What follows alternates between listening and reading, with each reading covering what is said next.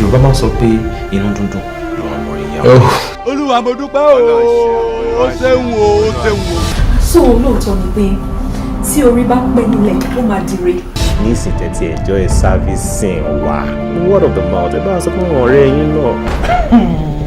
Ọlọ́run máa jẹ. In fact orúkọ yín wà lára àwọn tó máa sack. Ti ilé ẹ̀ pàápàá ó mú òkun tó jẹ́ bí náà. Ọmọdé gbọ́ àgbà gbọ́ la fi dá ilé Ifẹ̀. Ẹ wá sáré jókòó dè mí báyìí mò ń bọ̀ ni tó ti yẹ ẹ máa bọ̀. Mo lè fi okùn ẹ̀mí mi ta. Wọ́n kọ́ mi tí mo ní sí àwọn alákòókò ìlọlẹ̀. Okùn ẹ̀mí rẹ̀ ta nǹkan kan èmi ò tún lè pawó mékì mọ́ fi sìnkú. Òótọ́ nìkan tó wá sọ fún mi. Wàláhì mo ti gbà. Ó jókòó sí bíbá for like 3 hours. Ìgbà tí mi dẹ̀ ní yín mo fi pẹ̀ ti lọ ni. Ìwọ náà ti gbàgbé. Ó máa sọ fún èmi òun ò mọ̀ pé mo wà ní. Mo pẹ́ tí wọ́n bẹ́ẹ̀ mo rò pé tí lọ ni mo ti gbàgbé. Ó wà lọ́fíìsì wa sọ pé ó sí lọ́fíìsì. There's something wrong with her. Tani. Orúkọ ẹ̀ òun wà lára àwọn tí wọ́n promote the company.